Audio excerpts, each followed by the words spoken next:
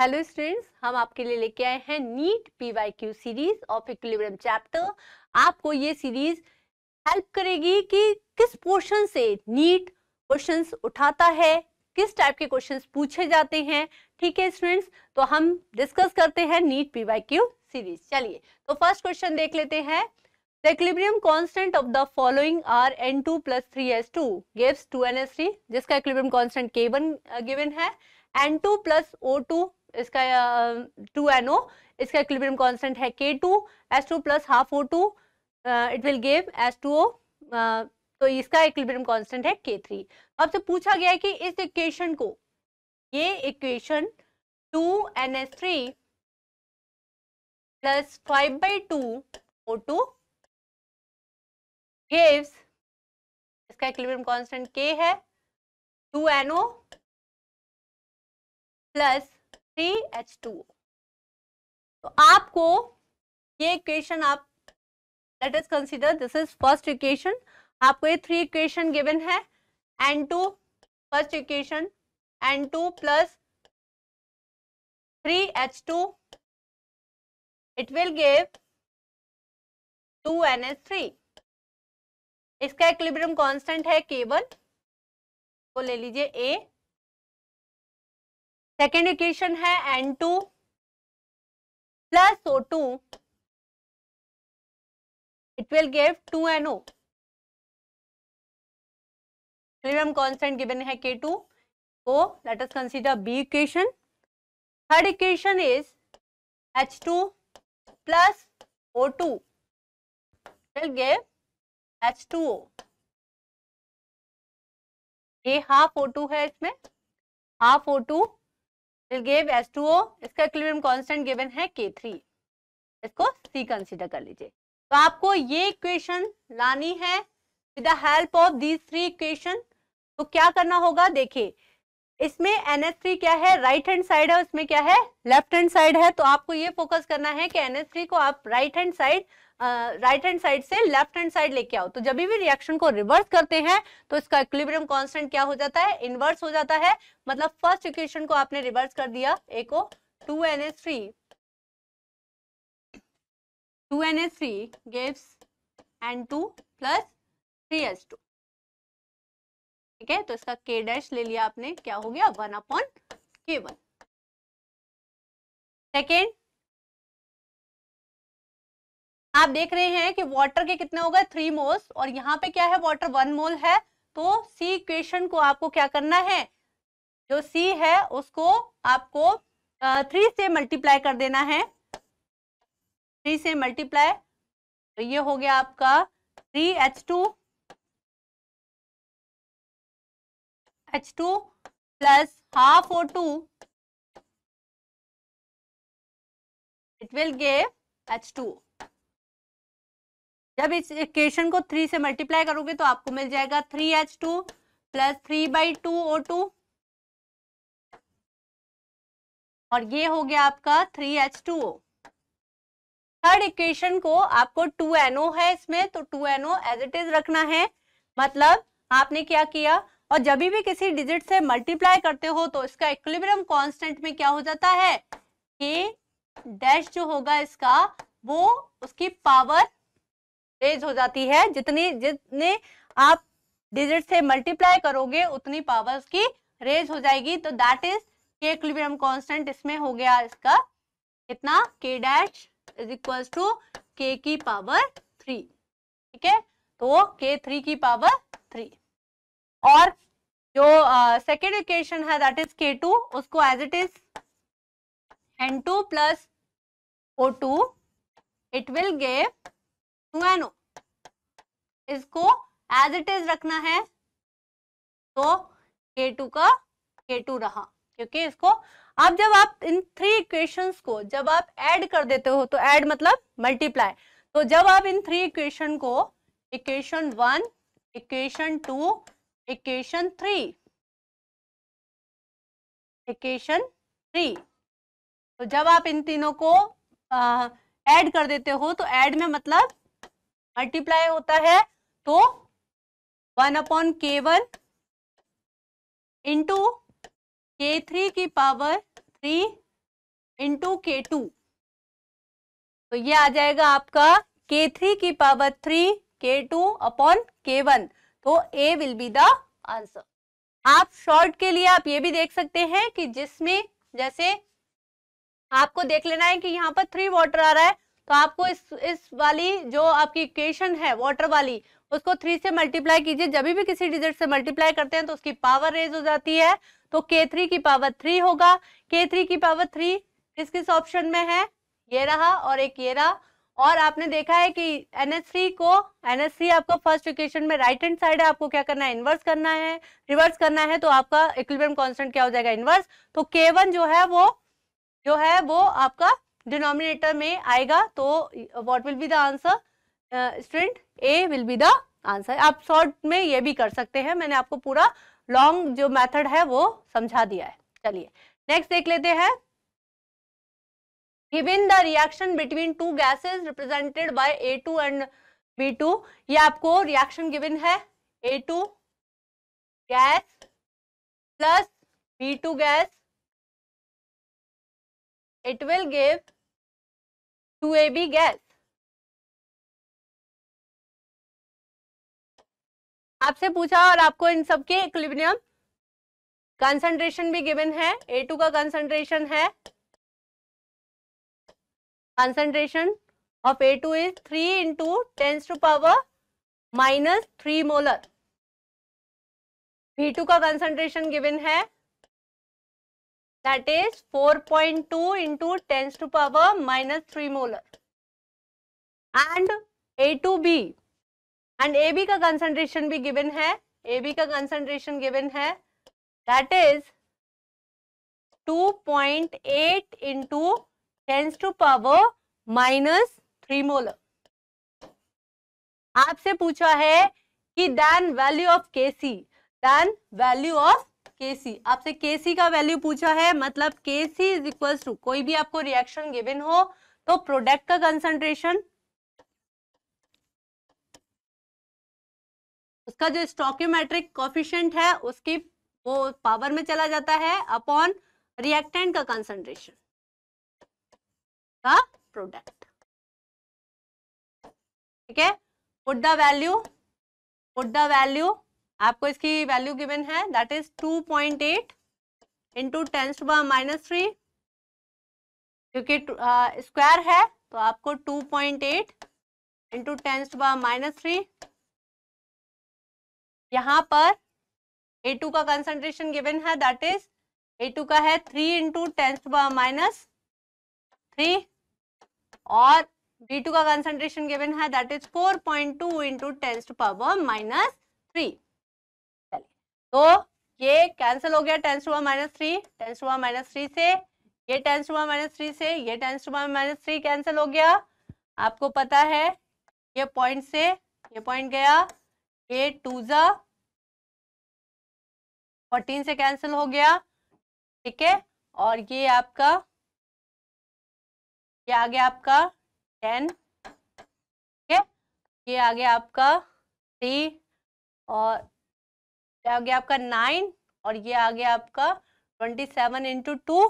तो ये आपका जब आप इसे मल्टीप्लाई करोगे, ठीक है, तो you will get the value of 0.62। Okay, तो सिंपल सी कैलकुलेशन है, आप करके देख सकते हैं। ठीक है, तो कभी कभी इस टाइप के क्वेश्चंस भी आ जाते हैं कि Kc का आपको डायरेक्ट वैल्यू पूछ लेगा। ठीक है, तो आपको पता होना चाहिए कि प्रोडक्ट का कंसंट्रेशन अपॉन रिएक्टेंट का concentration. Next question, the value of equilibrium constant of the reaction is HI।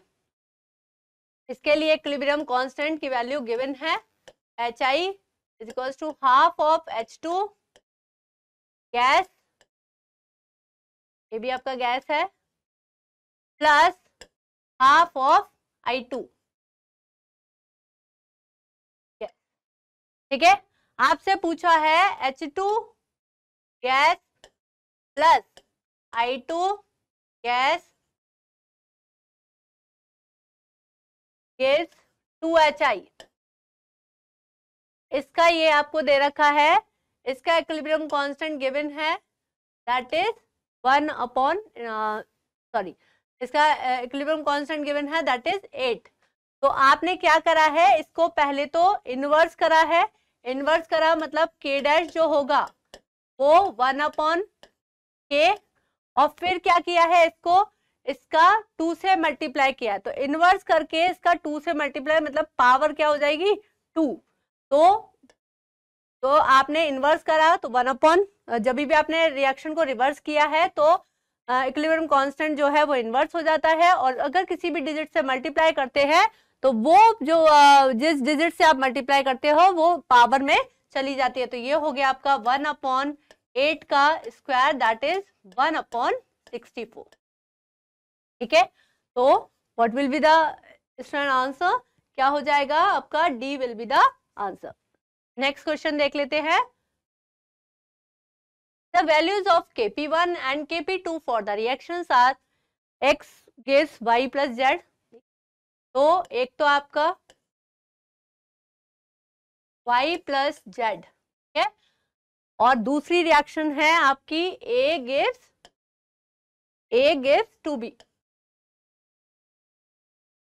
ठीक है, इनके आपको क्या गिवन है, Kp1 और Kp2 गिवन है, तो पहले रिलेशन निकाल लेते हैं। इसका हमने इनिशियली मान लिया t इज इक्वल टू 0 पर मान लिया कितना है बेटा 1 मोल है, और इसका क्या हो गया, क्योंकि ये प्रोडक्ट है तो ये हो गया 0। हमने इसका degree of dissociation at t is equal to t equilibrium पर डिग्री ऑफ डिसोसिएशन ले लिया 1 माइनस का हो गया अल्फा, तो ये क्या हो गया, ये भी अल्फा और ये भी अल्फा। तो इसका जो पार्शियल प्रेशर ऑफ y, अगर आप पार्शियल प्रेशर ऑफ y लिखेंगे तो what is the partial pressure, number of moles of, मतलब mole fraction of y, that is alpha upon total number of moles, total number of moles at equilibrium कितना हो गया 1 plus alpha is the total number of moles. ठीक है, तो यहाँ पे आ गया 1 प्लस अल्फा और इनटू टोटल प्रेशर आपने मान लिया P। ठीक है, तो ये हो गए पी वाई, ये हो गया partial pressure of Y. Partial pressure of Z लेंगे तो पार्शियल प्रेशर ऑफ जेड जो है वो भी यही होगा, क्या, alpha upon 1 plus alpha into total pressure. ठीक है, अब बात करते हैं partial pressure of X. Partial pressure of X that is, ये आ जाएगा आपका कितना 1 minus alpha upon 1 plus alpha into P. ठीक है, तो जब आप इसका Kp1 is equal to partial pressure of y into partial pressure of z upon partial pressure of x। ठीक है, जब हम इसे कैलकुलेट करेंगे तो ये आ गया आपका alpha square upon 1 plus alpha. ठीक है, और यहाँ पर 1 प्लस अल्फा का होल स्क्वायर इंटू पी का स्क्वायर, ये हो गया। अब पी एक्स का क्या वैल्यू थी, पी एक्स है 1 minus alpha partial pressure of x upon 1 plus alpha into P, यहाँ पर P total pressure upon 1 plus alpha.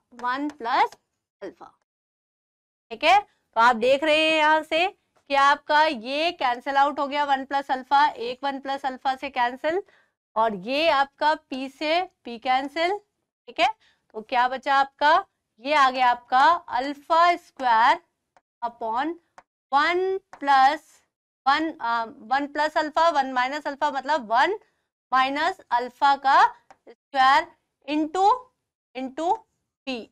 तो P1 ले लीजिए टोटल प्रेशर, ये आपका टोटल प्रेशर उसने P1 ले लीजिए, उसने पहला प्रेशर P1 लिया है।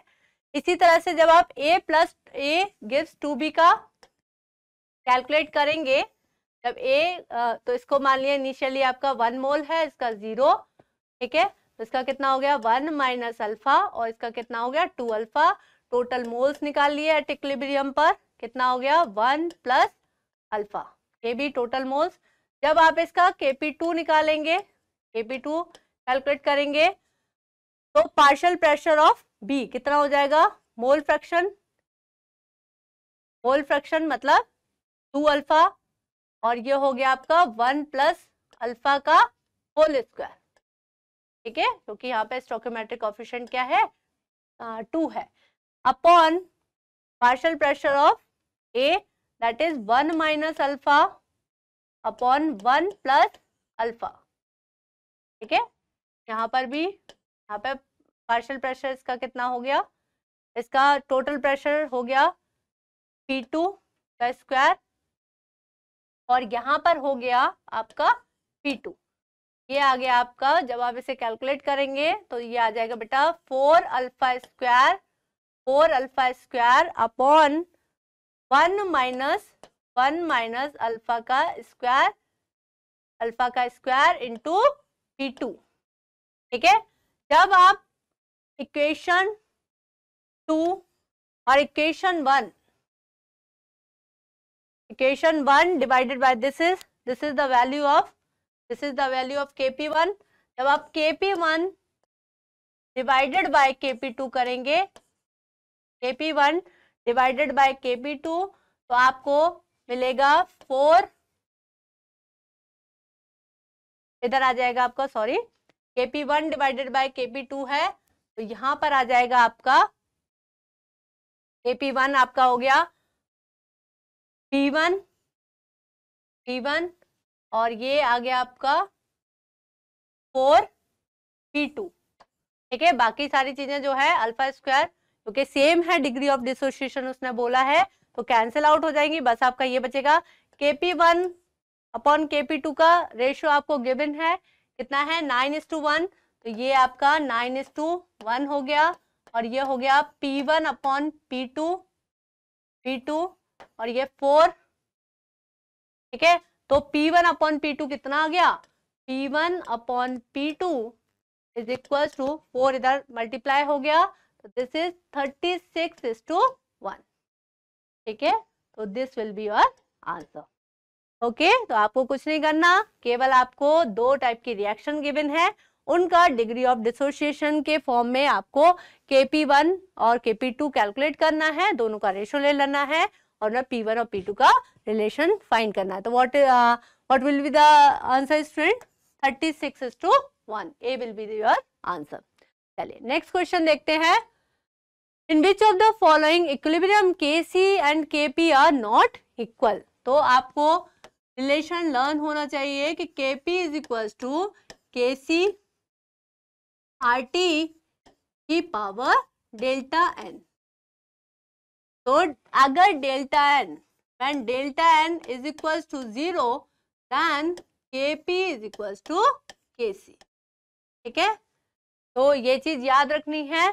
तो इसमें पूछा है कि किसमें Kp और Kc इक्वल नहीं है, इसका मतलब डेल्टा n की वैल्यू 0 किसमें नहीं है, डेल्टा n जो होता है number of moles of product जो गैसियस फेज में है, minus number of moles of reactant जो क्या है बेटा, तो गैसियस फेज में है, that is delta n। Delta n की वैल्यू किसमें 0 नहीं है। यहाँ पर देखिए 2 प्रोडक्ट साइड है, 2 प्रोडक्ट साइड है, 2 आपके रिएक्टेंट साइड है, इधर भी 2 इधर भी 2, तो दोनों सेम है, इधर भी 2 इधर भी 2, तो इधर हर जगह NP और NR बराबर है, तो डेल्टा n 0 है। लेकिन यहाँ पर 2 है NP की वैल्यू और यहाँ पर NR की वैल्यू 1 है। यहाँ पे ये देखना, ये सॉलिड है, सॉलिड को काउंट नहीं करते, केवल हम गैसियस का लेते हैं। तो यहाँ पर आपका डेल्टा n की value is not equal to 0, it means Kp और Kc इस इक्वेशन के लिए जो है वो सेम नहीं होंगे, ठीक है। तो इस टाइप के क्वेश्चंस भी आपसे पूछे जा सकते हैं, ध्यान रखिए। चलिए next question, equilibrium constant Kp for the following reaction is. तो आपको एक रिएक्शन गिवन है, that is MgCO3 solid MgO solid plus CO2 gas. आपको पता होना चाहिए कि Kp is defined only for gases.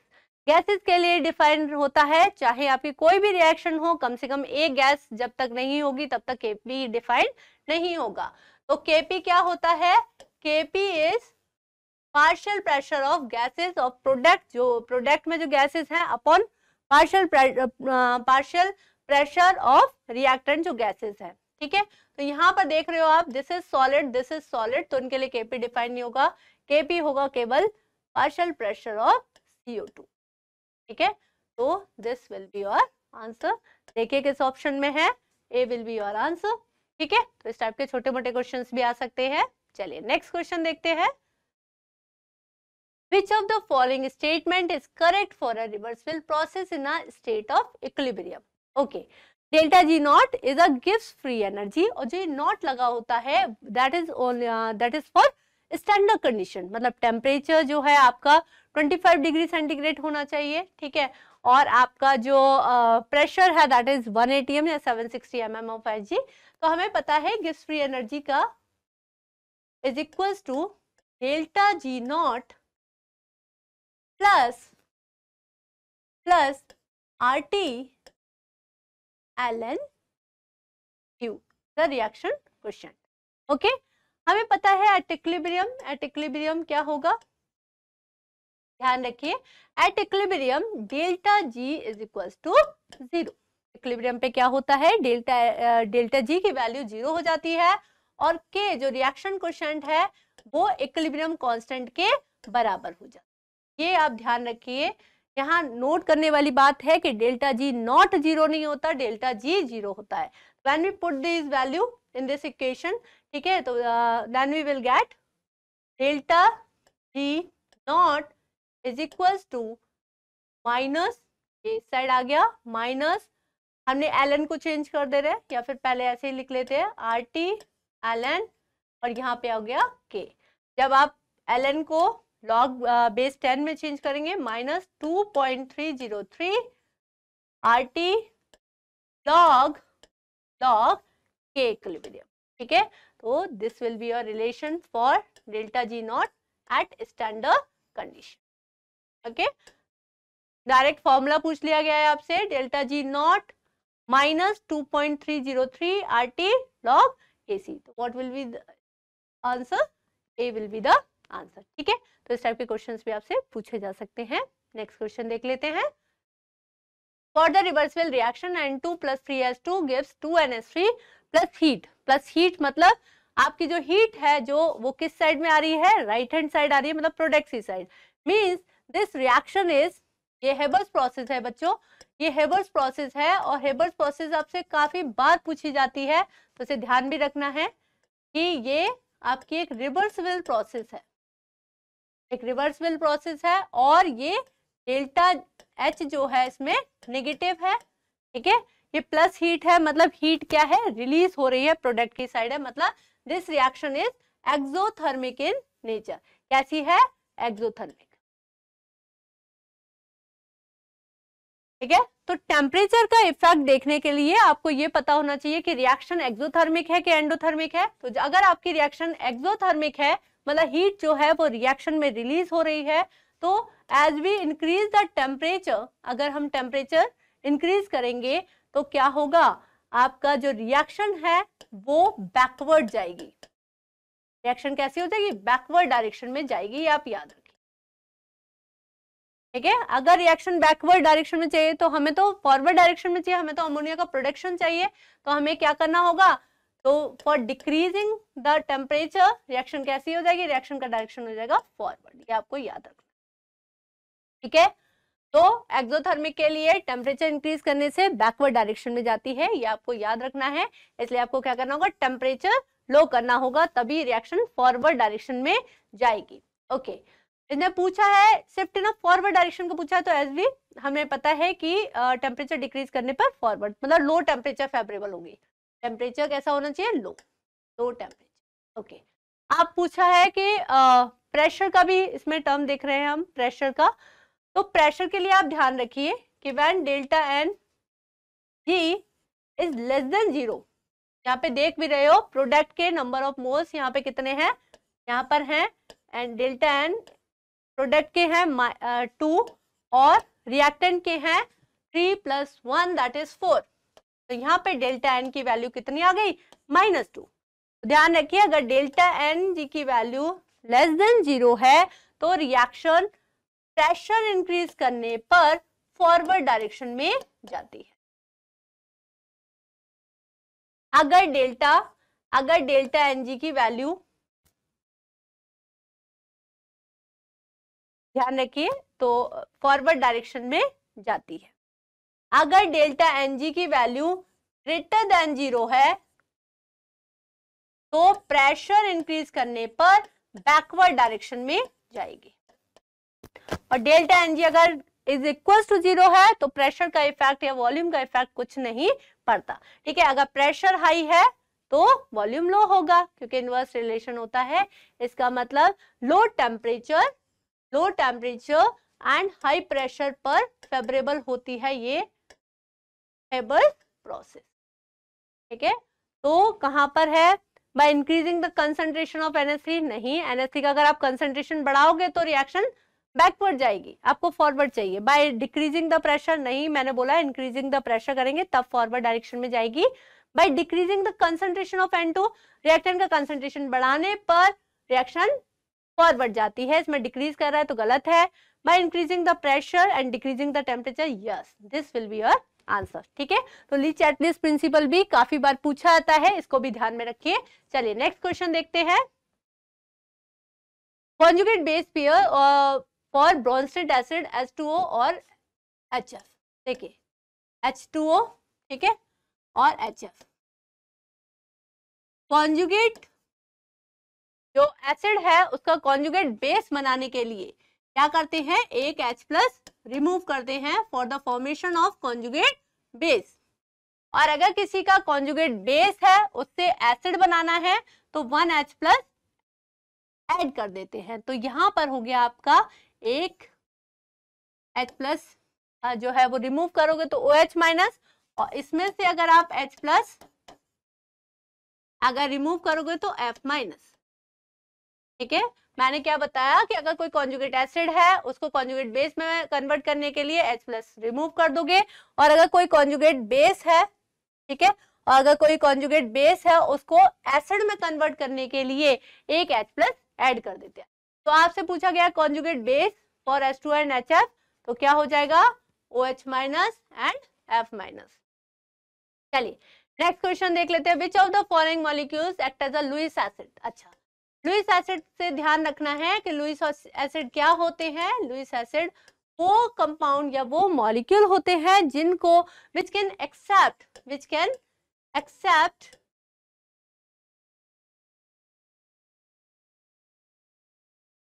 One lone pair of electron, कम से कम एक लोन पेयर ऑफ इलेक्ट्रॉन को एक्सेप्ट कर सके, उन्हें कहते हैं लुईस एसिड। तो लुईस एसिड कौन होंगे? जिनके पास, कौन एक्सेप्ट कर सकता है? जिनके पास वैकेंट ऑर्बिटल होगी। तो ध्यान रखिए, इसमें आपके पास लोन पेयर हैं, इसमें लोन पेयर हैं, इसमें लोन पेयर हैं, तो लोन पेयर वाले नहीं होते।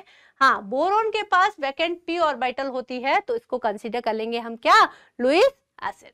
ठीक है, तो इस टाइप के क्वेश्चंस भी आ सकते हैं। जिनके पास वैकेंट ऑर्बिटल है वो होते हैं लुईस एसिड, और जिनके पास इलेक्ट्रॉन डेंसिटी ज्यादा है, अपना कंप्लीट ऑक्टेट कर रहे हैं और लोन पेयर है, उनको कहते हैं लुईस बेसिस। चलिए next question, find out the solubility of NiOH whole twice in 0.1 molar NaOH given that the product of NiOH is 10⁻⁻15। देखिए NiOH क्या है? एक वीक बेस है। ठीक है, तो ये जब डिसोशिएट होगा तो it will dissociate into Ni2+ plus 2OH-। ठीक है, और दूसरा क्या है? NaOH which is a strong base. ठीक है, स्ट्रॉन्ग है तो ये केवल एक डायरेक्शन में होगी, रिवर्सिबल नहीं होगी। Na+ plus OH-। तो आपसे पूछा है कि सॉल्युबिलिटी प्रोडक्ट, मतलब अच्छा ये आपका स्ट्रॉन्ग है तो इसका हम कंसीडर नहीं करेंगे। तो सॉल्युबिलिटी प्रोडक्ट क्या होता है? KSP ऑफ NiOH का होल ट्वाइस।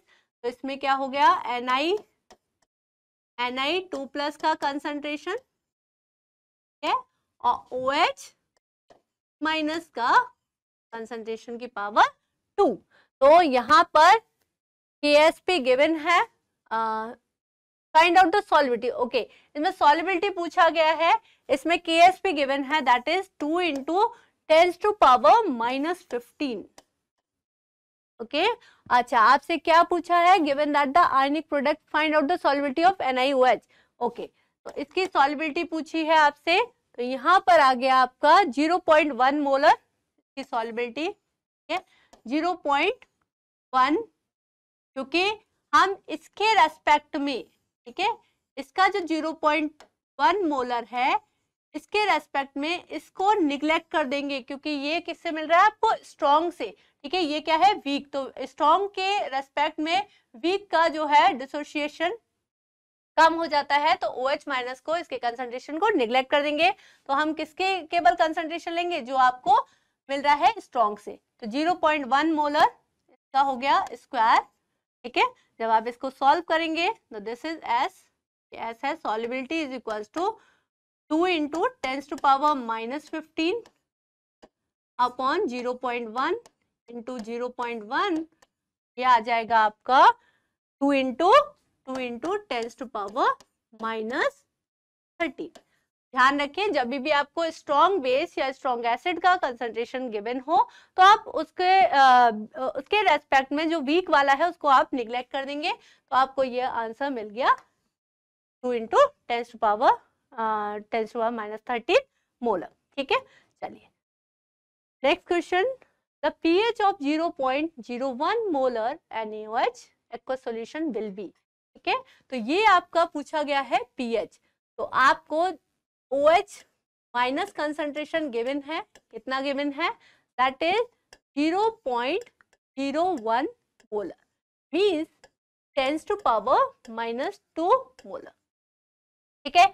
ये है आपका OH माइनस आयन का कंसंट्रेशन।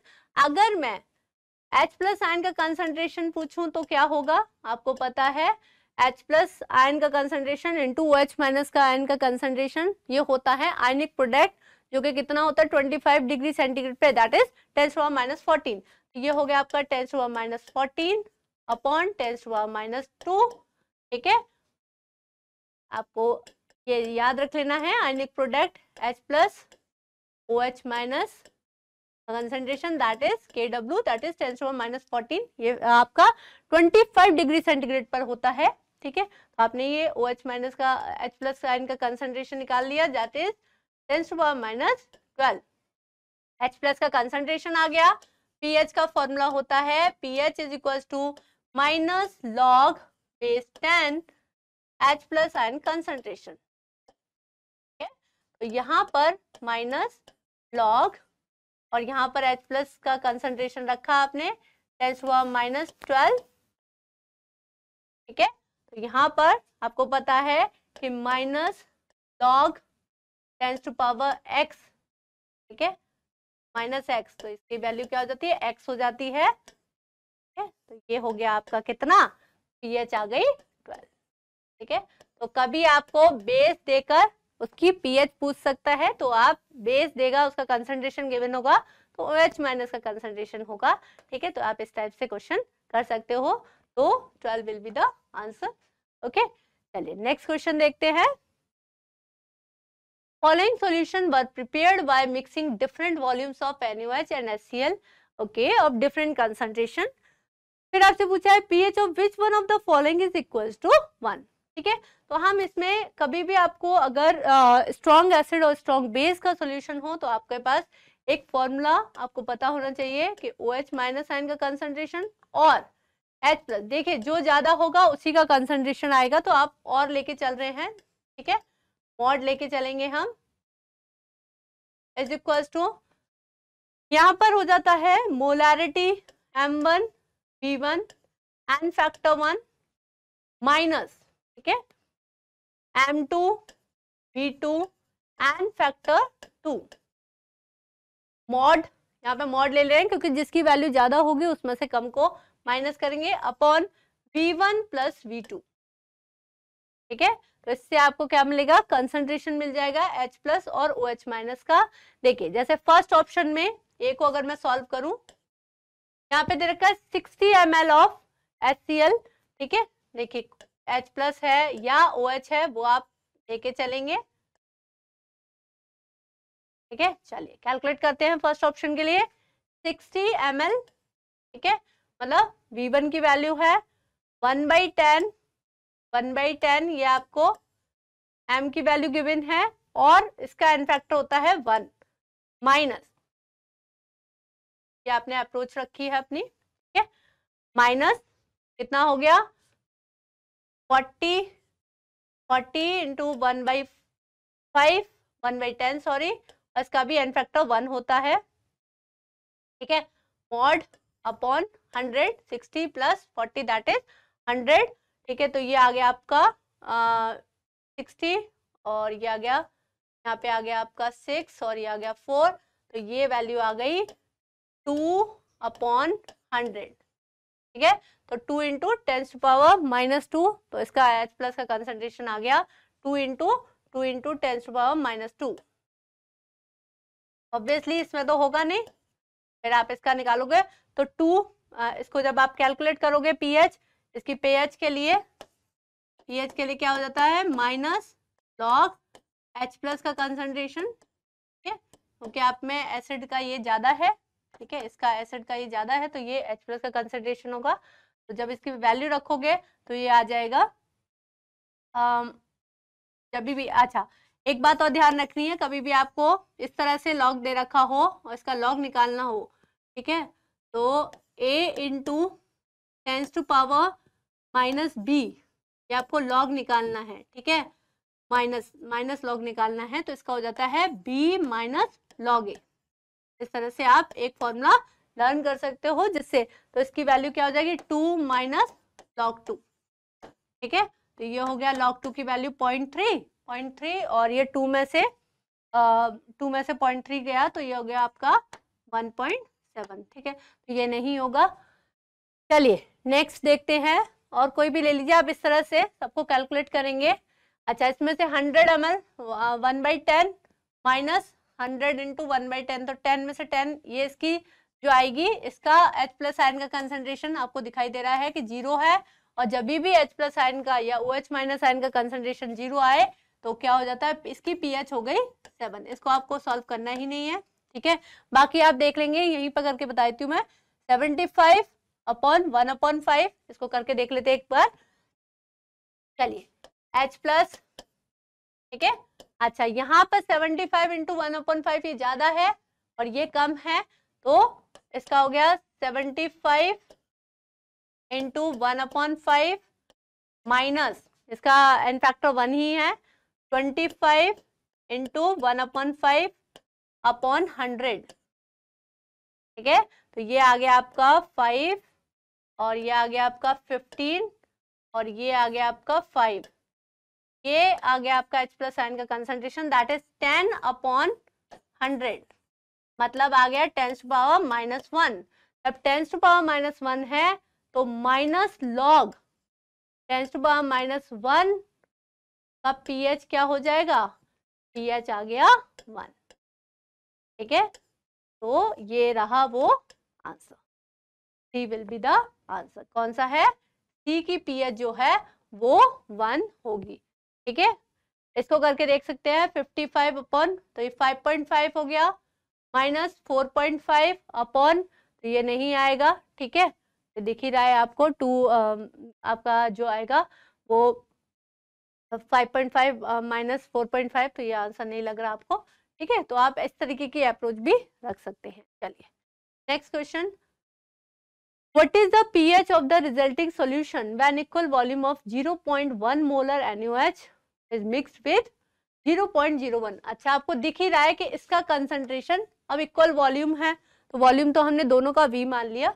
इसका कंसंट्रेशन ज्यादा है इससे, तो ऑब्वियसली H प्लस आयन का कंसंट्रेशन, उन्होंने पूछा है pH ऑफ रिजल्टिंग सॉल्यूशन, तो वही वाला फॉर्मूला जिससे प्रीवियस क्वेश्चन में लगाया गया था वही लगाएंगे, ठीक है, तो इसका हो गया M1 इज 0.1 NaOH का, सॉरी OH का कंसंट्रेशन ज्यादा है, तो आप OH को लेंगे, यहाँ पर OH का कंसंट्रेशन ज्यादा गिवन है बेटा, OH को लेंगे, OH आयन कंसंट्रेशन जिसका ज्यादा होगा उसको लेंगे, 0.1 into volume is V minus 0.01 into volume is V upon 2V के इक्वल कंसंट्रेशन वॉल्यूम जो है वो ऐड हो जाते हैं, ठीक है, तो ये 0.1 माइनस 0.01, तो ये आ गया आपका 0.09 v अपॉन, ये आ गया आपका 2v। ठीक है, तो v से v कैंसिल, और ये आ गया आपका 9 अपॉन 2 इंटू 10 टू पावर -2। ठीक है, 10 टू पावर -2, तो ये आ गया आपका 4.5। तो OH आयन का कंसंट्रेशन आ गया, OH आयन का कंसंट्रेशन कितना आ गया, that is 4.5 into 10 to power -2।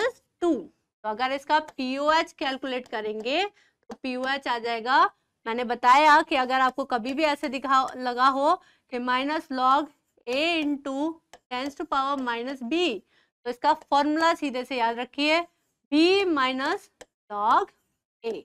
ठीक है, तो ये वही फॉर्म है, pH is equal to minus log 4.5 into 10 to power -2। ठीक है, यही है, यही फॉर्म है, ये A है, ये B है, तो क्या हो गया 2 माइनस log 4.5। log 4 की वैल्यू होती है 0.6, तो इसे 0.6 से थोड़ा सा ऊपर मान लीजिए, 0.62 मान लीजिए, तो ये आपका 1.04 समथिंग ले लीजिए। ठीक है, तो ये हो जाएगा आपका, आपको अप्रोक्स लेके चलना है, कभी भी लॉग टेबल आपको नहीं गिवन होती, तो log 4 की आपकी होती है 0.6, log 5 की होती है 0.699, तो आप उसके बीच में ले लीजिए। ठीक है, तो आपका ये वैल्यू हो गया। जब आप इसको 14 में से माइनस करेंगे तो एक यही आंसर आ रहा है, दैट इज, तो pH is equal to 14 minus POH। ठीक है, तो ये आ जाएगा आपका 14, 1 पॉइंट कुछ माइनस करेंगे, ये मैंने अप्रोक्स ले लिया है, आप कैलकुलेट कर सकते हैं एग्जैक्ट, तो आपका आ जाएगा 12.65। तो इस टाइप के क्वेश्चंस भी आ सकते हैं मिक्सचर्स वाले। ठीक है, चलिए next, what is the H plus sign in mole per liter of a solution that is 0.2 molar in CH3CONA and 0.1 molar in अच्छा, आपको एक दे रखा है CH3COONA, दिस इज सॉल्ट, और सॉल्ट जो होते हैं वो स्ट्रॉन्ग इलेक्ट्रोलाइट होते हैं, उनका पार्शियल डिसोसिएशन नहीं होता, उनका कंप्लीट डिसोसिएशन होता है, CH3COO minus plus Na plus, मतलब इसका जितना कंसंट्रेशन है कितना है 0.2 मोलर, इसका भी कितना हो गया 0.2 मोलर। दूसरा है आपका CH3COOH, this is weak electrolyte, ये डिसोशिएट होगा CH3COO negative plus H plus. अच्छा, जब भी आपका स्ट्रॉन्ग इलेक्ट्रोलाइट आता है, स्ट्रॉन्ग इलेक्ट्रोलाइट के रेस्पेक्ट में हम इसका कंसंट्रेशन जो है वो निग्लेक्ट कर देते हैं, क्योंकि इसके रेस्पेक्ट में इसका कंसंट्रेशन क्या होगा, मतलब नेग्लिजिबल होगा। ठीक है, तो इसका कितना दे रखा है 0 पॉइंट, तो हम अगर इसमें से देखें तो H प्लस, अगर मैं देखूं इसका इक्विलिब्रियम कांस्टेंट Ka, और इक्विलिब्रियम कांस्टेंट हमेशा वीक एसिड के लिए गिवन होता है, तो इसका हो गया CH3COO negative, H plus ion का कंसंट्रेशन अपॉन CH3COOH। तो जो हम CH3CO माइनस आयन का कंसंट्रेशन लेंगे वो वाला लेंगे जो स्ट्रॉन्ग इलेक्ट्रोलाइट वाला है। ठीक है, तो ये क्या हो गया, अगर मैं वैल्यू रख देती हूँ Ka की 1.8 into 10 to power -5 is equal to, ये हो गया आपका 0.2 molar CH3CO, H plus ion का कंसंट्रेशन अपॉन CH3COH का कितना है, दैट इज 0.1 मोलर, ये हो गया आपका 0.1 मोलर। ठीक है, तो ये आपका कैंसिल हो गया। ठीक है, तो यहाँ पर आ गया, अगर मैं देखूं कैलकुलेट करके कि H plus ion is equal to 1.8 into 10 to power -5 upon 2। ठीक है, ये आ गया आपका 0.9, मतलब यहाँ पर आ गया आपका 0.9, आ गया आपका 9 into 10 to power -6, 9 into 10⁻�6 means this will be your answer. तो ध्यान रखिए, कभी भी स्ट्रॉन्ग इलेक्ट्रोलाइट गिवन हो आपको तो with respect to strong electrolyte जो आपका वीक इलेक्ट्रोलाइट है उसका कंसंट्रेशन आप नेग्लेक्ट कर सकते हैं। ठीक है, चलिए next question, What is the OH minus ion in the final solution prepared by mixing. देखिए मिक्सिंग के हम काफी क्वेश्चंस कर चुके हैं जिसमें स्ट्रॉन्ग एसिड और वीक बेस है या सॉरी स्ट्रॉन्ग एसिड और स्ट्रॉन्ग बेस है, तो उसी टाइप का क्वेश्चन है ये। इसमें पूछा ही है कि OH आयन का कंसंट्रेशन क्या होगा। ठीक है, आप देख रहे हैं मिक्सिंग के काफी क्वेश्चंस आते हैं नीट में। चलिए 20 ml ऑफ 0.05, तो अगर आपको BOH का पूछा तो ऑब्वियसली इसका कंसंट्रेशन जो होगा इसके नंबर ऑफ इक्विवेलेंट्स ज्यादा होंगे विद रिस्पेक्ट टू दिस। ठीक है, HCl के। तो पहले हम ले लेते हैं किसके मोड ऑफ, तो M1 0.1 इंटू 30, इसका जो आपका एन फैक्टर होता है BaOH का होल ट्वाइस का, इसका एन फैक्टर होता है क्योंकि 2 OH माइनस आयन डिस्प्लेस करेगा ये मीडियम में, तो इसका हो गया n factor 2 minus n M कितना है 0.05 इंटू एम हो गया V that is 20 into n factor जो है वो 1 upon V1 plus V2, V1 plus V2 मतलब 30 प्लस 20 दैट इज 50। ठीक है, जब आप इसको कैलकुलेट करेंगे तो ये आ गया आपका ये तो कैंसिल 3 2 जा 6 और ये आ गया आपका 0.5, तो ये आ गया 6 माइनस 1 अपॉन 50। ठीक है, तो ये आ गया आपका 5 अपॉन 50 दैट इज 1 अपॉन 10 मतलब 0.1 मोलर। ये आ गया आपका OH माइनस आयन का कंसंट्रेशन। हो सकता है वो H प्लस आयन का कंसंट्रेशन भी पूछे, ठीक है, लेकिन इस क्वेश्चन में केवल OH माइनस आयन का कंसंट्रेशन पूछा है तो 0.1 विल बी द आंसर। ठीक है, अप्रोच आपको वही रखनी है जो हम प्रीवियस क्वेश्चन में कर रहे थे। चलिए next question, equal volumes of 3 acids solution of pH। ठीक है, ये आपके 3 एसिड हैं जिसकी pH एक की 3 दे रखी है, तो H प्लस आयन कंसंट्रेशन क्या होता है, याद रखिए pH अगर 3 है तो जितनी भी pH है उसको 10 टू पावर माइनस में ले जाइए। ठीक है, तो जैसे आपको पता है कि अगर minus log of 10 to power minus x की वैल्यू होती है x, अगर आपको x की वैल्यू गिवन है तो ये क्या हो गया, तो कंसंट्रेशन कितना हो गया that is 10 to power minus 3। ठीक है, अगर किसी की pH 4 है, pH 4 है तो कंसंट्रेशन हो गया इसका H प्लस का that is 10 to power minus 4। अगर pH 5 है, pH अगर 5 है तो कंसंट्रेशन हो गया H प्लस का that is 10 to power minus 5।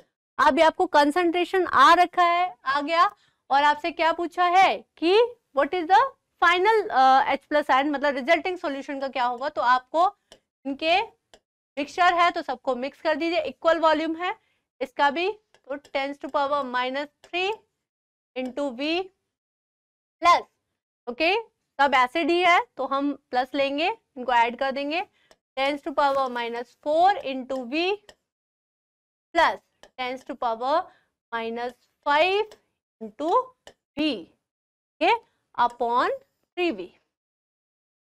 ठीक है, तो आपने इसको 10 टू पावर माइनस 3 को आपने कॉमन ले लिया और V को कॉमन ले लिया अपॉन 3V। ठीक है, तो यहाँ पे आ गया 1 plus 10 to power minus 1 plus 10 to power minus 2, तो ये आ गया आपका 1, ये आ गया 0.1 और ये आ गया 0.01, तो ये आ गया आपका 10 टू पावर माइनस 3 इंटू ये आ गया 1.11 अपॉन 3। ठीक है, जब आप इसको डिवाइड देंगे तो ये आ गया 3.7, ये आ गया आपका 3.7 इंटू 10 टू पावर माइनस 4। तो कभी आपसे pH करके भी कंसंट्रेशन का पूछ सकता है, तो आपका आंसर आ गया 3.7 इंटू 10⁻⁻4 मोलर। ठीक है, अप्रोच देख लीजिए, pH गिवन है, H प्लस आयन कंसंट्रेशन निकाला, फिर सबको ऐड कर दिया है, तो वही वाला फॉर्मूला है M1V1 जितने भी आपको दे रखे हैं n factor 1 plus M2V2 n factor 2, ठीक है, अपॉन टोटल वॉल्यूम। ठीक है, चलिए नेक्स्ट क्वेश्चन देख लेते हैं। The hydrogen ion concentration of 10⁻8 molar HCl solution. ठीक है, अच्छा, उसका आयन का कंसंट्रेशन पूछा है H प्लस का। ध्यान रखिए कि जब भी H प्लस आयन का कंसंट्रेशन 10⁻7 से, ठीक है, कम हो और कम हो, ठीक है, तो वो डाइल्यूट हो गया। डाइल्यूट मतलब आप केवल H प्लस आयन का कंसंट्रेशन, ये तो आपका आ गया H प्लस कहाँ से आए? फ्रॉम एसिड, ये आ गए फ्रॉम एसिड। लेकिन एसिड का डिसोसिएशन किसमें होता है? वाटर में। तो आप जब भी इसको काफी डाइल्यूट फॉर्म दे रखी हो किसी एसिड की 10⁻8 10⁻7, ठीक है, तो आप वाटर के थ्रू भी H प्लस आयन का कंसंट्रेशन ऐड कर देंगे। ये जो आए H प्लस आयन का कंसंट्रेशन फ्रॉम वाटर।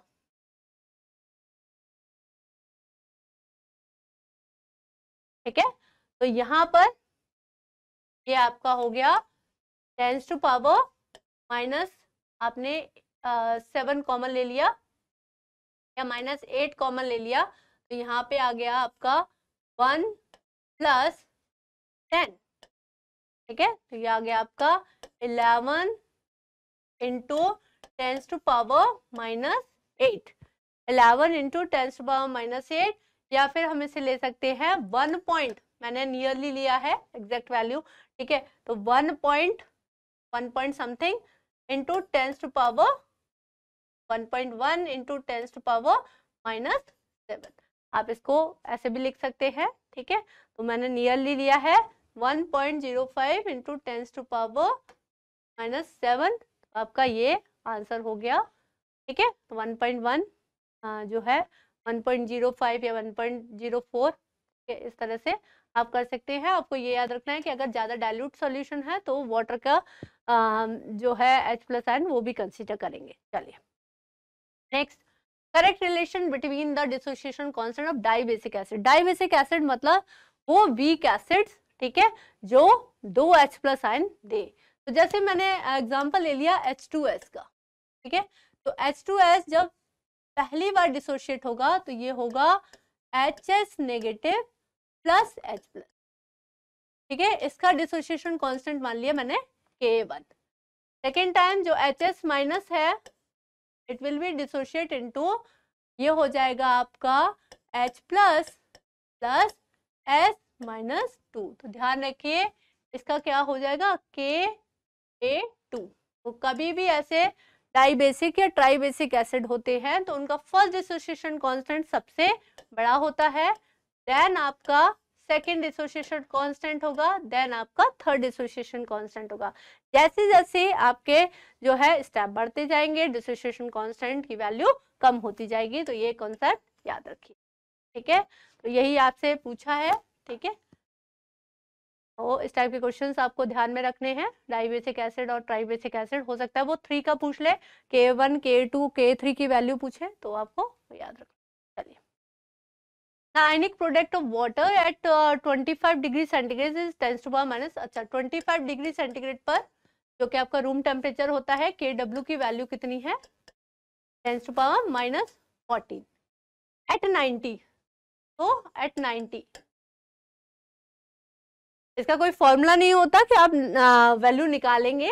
तो आपको पता है कि जैसे जैसे टेम्परेचर इंक्रीज होगा, ठीक है, 25 से, तो KW वैल्यू जो है आयनिक प्रोडक्ट ऑफ वाटर क्या हो जाता है? इंक्रीज हो जाता है, मतलब डिसोसिएशन और ज्यादा बढ़ जाएगा।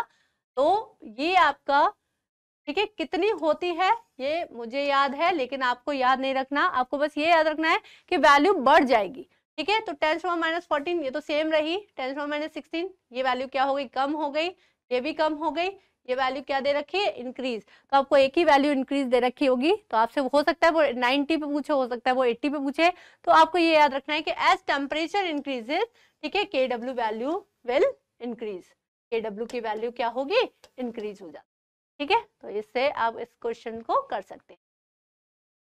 Next question, the pH value of N/10 NaOH solution. ठीक है, नॉर्मेलिटी गिवन है, मतलब आपको नॉर्मेलिटी या मोलरिटी से आपको मतलब कंसंट्रेशन गिवन है, इसका एन फैक्टर कितना होता है 1। चलिए, तो OH आयन का कंसंट्रेशन कितना है, ये बेस है तो इसका है 1/10, मतलब 0.1 मोलर, और इसको 10⁻⁻1 मोलर भी लिख सकती हूँ। ठीक है, तो H+ आयन का कंसंट्रेशन क्या हो गया, KW upon OH minus ion, KW upon OH minus ion का कंसंट्रेशन, KW कितना होता है 25 पर। जब कुछ नहीं दे रखा हो टेम्परेचर तो आपको 25 ही लेना है, 10⁻⁻14 अपॉन ये हो गया 10⁻⁻1, ये आ गया आपका 10⁻⁻13। तो pH क्या हो जाएगी, pH is equals to minus log base 10 H+ ion concentration. ये हो गया minus log H+ ion concentration है 10⁻⁻13, तो pH इज 13। ठीक है, तो इस टाइप के क्वेश्चंस भी आ सकते हैं। pH कितना आ गया 13। चलिए next question, which will make basic buffer. ठीक है, कौन सा बेसिक बफर बनाएगा। बेसिक मतलब बफर क्या होते हैं, पहले तो बफर की अगर मैं बात करूं तो दो टाइप के बफर होंगे। ठीक है, एक एसिडिक बफर, एसिडिक बफर होता है ये weak acid plus salt of weak acid and strong base, salt of weak acid and strong base like CH3COOH is your weak acid plus salt of C का salt with strong base, मतलब ये आपका एक acidic buffer हो गया। दूसरा अगर मैं देखूं basic buffer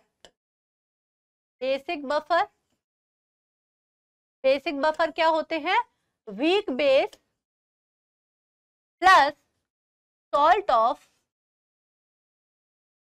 weak base, WB is weak base with strong acid, okay. तो यहाँ पर आपका दोनों ही स्ट्रॉन्ग है, नहीं होगा। ये आपका स्ट्रॉन्ग बेस है, वीक एसिड है, तो भी नहीं हो सकता। ठीक है, हमने बोला है बेसिक बफर पूछा गया है, बेसिक बफर मतलब वीक बेस होना चाहिए, यहाँ पर भी वीक बेस नहीं है। हाँ, यहाँ पर वीक बेस है, वीक बेस। अब यहाँ पे बोलोगे मैम वीक बेस तो है लेकिन salt of weak base with strong acid नहीं है, तो ध्यान रखिए आपको इसका एक कॉन्सेप्ट याद रखना है, दैट इज लिमिटिंग रिएजेंट। अगर मैं इसको लेके चलूं कि NH4OH, ये क्वेश्चन वैसे आपका हो गया क्योंकि एक ही में आपको वीक बेस दे रखा है तो यही आंसर होगा, लेकिन फिर भी इस क्वेश्चन को हम समझा देते हैं। लाइक 0.1, हाँ जी, अब देखिए NH4OH गिवन है और आपके पास HCl है, दोनों रिएक्ट करें, दोनों ने रिएक्ट करके क्या बनाया, NH4Cl प्लस वाटर।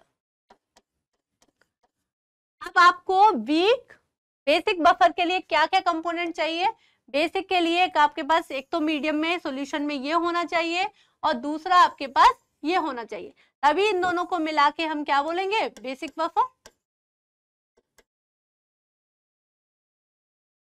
ठीक है, इसका मतलब अगर मैं इसका कंसंट्रेशन देखूं NH4OH का तो दैट इज 200 इंटू 0.1, मतलब ये आ गया आपका 20। ठीक है, इसके नंबर ऑफ इक्विवेलेंट देखे मैंने 100 इंटू 0.1 दैट इज 10, मतलब अगर मैं देखूं तो this will be your limiting reagent. Limiting reagent मतलब जब रिएक्शन करेगा तो ये खत्म हो जाएगा, तो अगर इसके 10 मोल है तो इसके भी 10 मोल रिएक्ट करेंगे।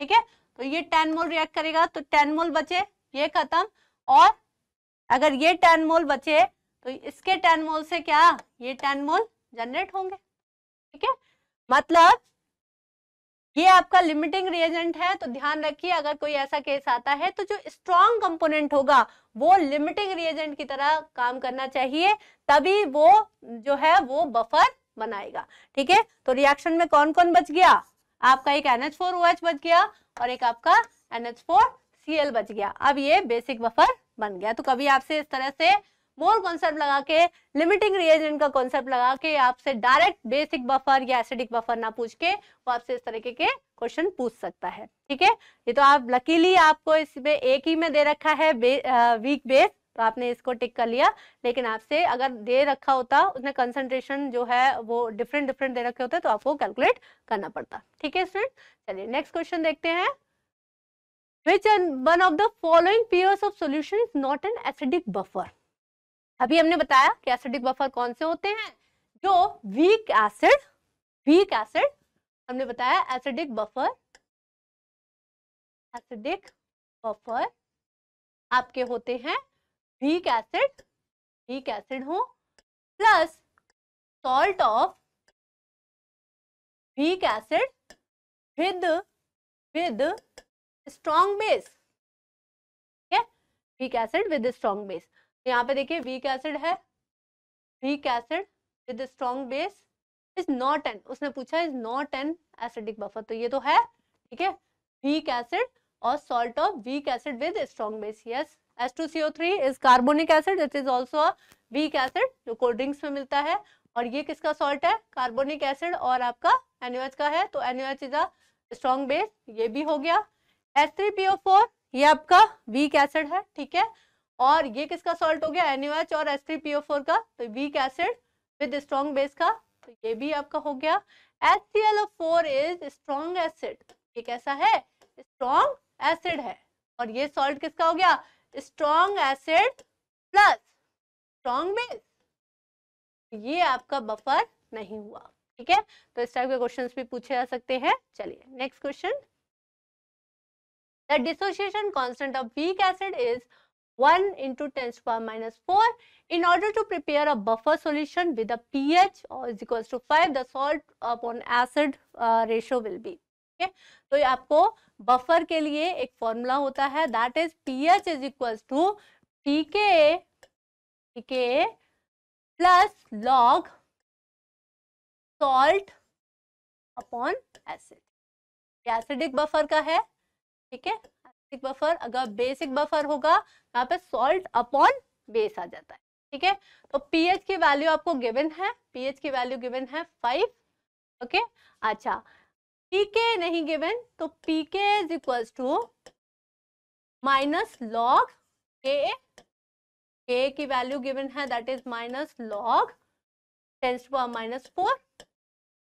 ये हो गया आपको 10, ये हो गया 4। ठीक है, pK वैल्यू हो गई 4 प्लस लॉग बेस 10, ये हो गया सॉल्ट अपॉन एसिड।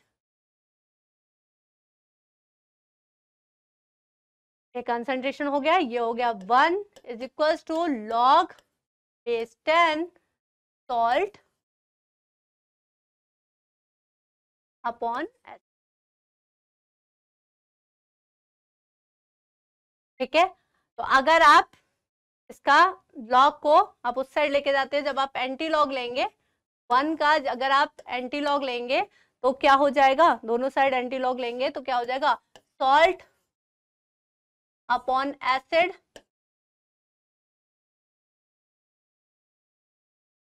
ठीक है, तो अगर हम देखेंगे कि लॉग 10 की पावर 1 जो होता है उसका वैल्यू होती है 1, तो 1 की वैल्यू क्या आ जाएगी 10।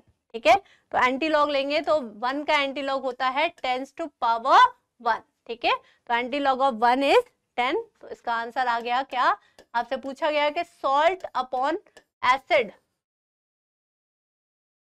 इनका रेशो क्या होगा, दैट इज 10:1। okay? तो what will be the answer student, B will be the answer। चलिए next question and this is our last question. ठीक है, चलिए देखते हैं, pH of a saturated solution of CaOH whole twice is 9, the solubility product KSP पूछा गया है CaOH whole twice का।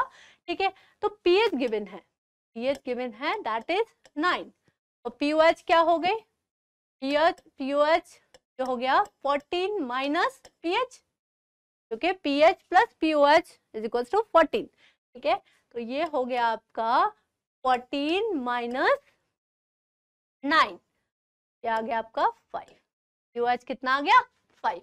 अगर पीओएच अगर 5 है तो OH माइनस आयन का कंसंट्रेशन कितना हो गया, जिस तरह से आपने पीएच से H प्लस का निकाला था 10 टू पावर माइनस, सिमिलरली हो गया this is 10 to power minus 5, ठीक है, मोलर इज द यूनिट।